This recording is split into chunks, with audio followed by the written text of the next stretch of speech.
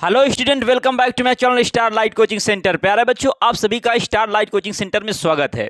जैसे कि हमने आपको बताया था, आपसे वादा किया था कि हम आपको 10 मार्च से हम आपको क्लास प्रोवाइड करेंगे डेली।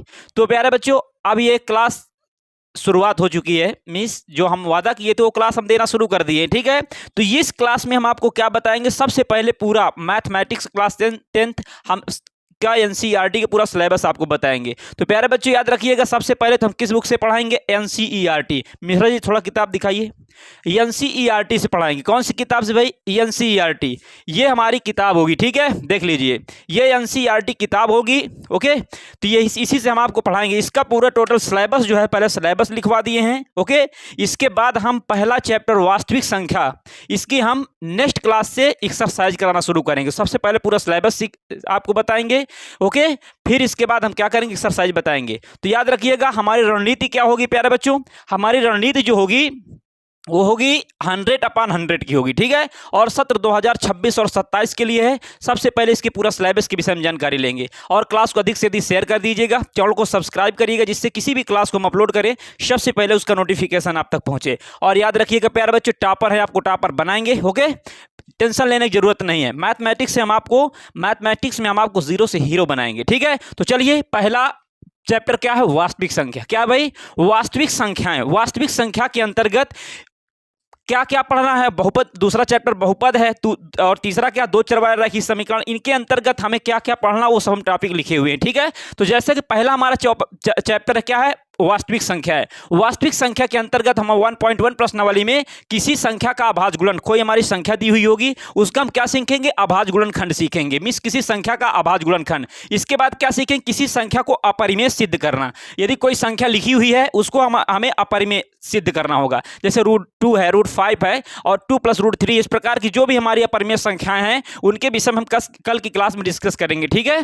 ओके, तो ये वास्तविक संख्या के अंतर्गत हमें क्या पढ़ना, किसी संख्या का अभाज्य गुणनखंड। और दूसरे 1.2 प्रश्नावली में क्या पढ़ना है, किसी संख्या को अपरिमेय सिद्ध करना है। ओके, इसके बाद बहुपद में क्या पढ़ना भाई, बहुपद में, ठीक है, ये वास्तविक संख्या हो गई। बहुपद में पढ़ना बहुपद के शून्यकों का ज्यामितीय अर्थ, बहुपद के शून्यकों का ज्यामितीय अर्थ पढ़ना है। और किसी बहुपद के शून्यांकों तथा गुणांकों में क्या पढ़ना, संबंध। ये हमारी दो टॉपिक इसमें भी पढ़ना और दो टॉपिक इसमें भी पढ़ना है।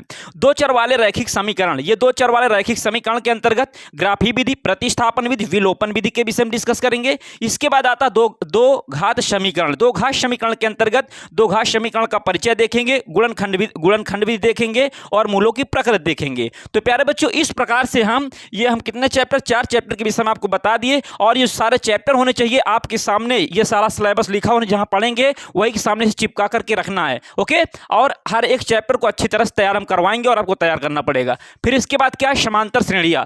समांतर श्रेणियां के अंतर्गत समांतर श्रेणियां का परिचय पढ़ेंगे, समांतर श्रेणी का n वां पद पढ़ेंगे, और समांतर श्रेणी के n पदों का योग पढ़ेंगे। ओके, इसके बाद त्रिभुज के अंतर्गत प्यारे बच्चों समरूपता पढ़ना है, और थेल्स प्रमेय एवं उसका विलोम पढ़ना है। ओके, थेल्स प्रमेय एवं उसका विलोम पढ़ना, और त्रिभुज की समरूपता के लिए कसौटियां पढ़ेंगे। ओके, इसके बाद प्यारे बच्चों निर्देशांक ज्यामिति। निर्देशांक ज्यामिति के अंतर्गत हमें दूरी सूत्र, दूरी सूत्र क्या होता है, एकदम आसान तरीके से हम आपको बताएंगे, कोई भी प्रॉब्लम नहीं होगी। और हर एक सेट में ये क्वेश्चन जरूर सेट होता है, ऐसा कोई सेट नहीं जिसमें इसमें क्वेश्चन सेट ना हो, ठीक है।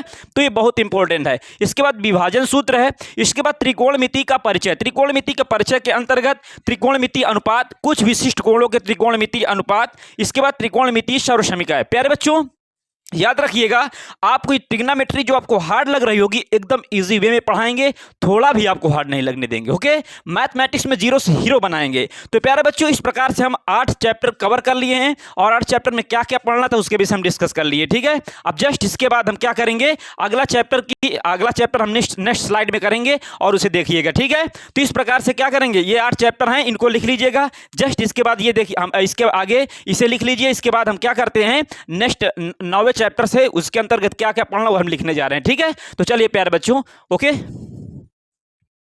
हाँ तो देखिए आगे का चैप्टर प्यारे बच्चों क्या है, इसके अंतर्गत हमारा व्रत, नया नवा चैप्टर जो है व्रत सर्किल जो है, इसके अंतर्गत क्या क्या पढ़ना है, वृत्त की स्पर्श रेखा पढ़ना है और 1.2 प्रश्नावली में वृत्त के बाह्य बिंदु से खींची गई स्पर्श रेखा की लंबाई, वेरी वेरी मोस्ट इंपॉर्टेंट ये भी है, ठीक है।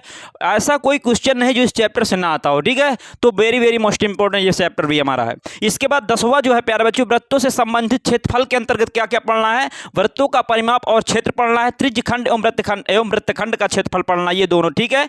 इसके बाद पृष्ठीय क्षेत्रफल एवं आयतन के अंतर्गत हमें क्या क्या पढ़ना है, ठोसों का संयोजन का पृष्ठीय क्षेत्रफल पढ़ना है 1.1 प्रश्नावली में, 1.2 प्रश्नावली में ठोसों के संयोजन का आयतन पढ़ना है। इसके बाद आता है सांख्यिकी स्टैटिक्स, इसके अंतर्गत हमें क्या क्या पढ़ना है, माध्य, माध्यक और बहुलक, ये तीन चैप्टर जो ये तीन टॉपिक है इसके अंतर्गत आते हैं, सांख्यिकी के स्टैटिक्स के अंतर्गत आते हैं। ये सांख्यिकी के अंतर्गत कौन कौन से आते हैं, वर्गीकृत आंकड़ों का माध्य आता है, और ये 1.1 प्रश्नावली में, 1.2 प्रश्नावली में वर्गीकृत आंकड़ों का बहुलक आता है, और 1.3 प्रश्नावली के अंतर्गत वर्गीकृत आंकड़ों का माध्यक आता है, ठीक है। इसके बाद प्यारे बच्चों प्रायिकता, ये प्रोबेबिलिटी जो है हम आपको अच्छी तरह से बताएंगे, ये भी बहुत very very most important, means कहने का तात्पर्य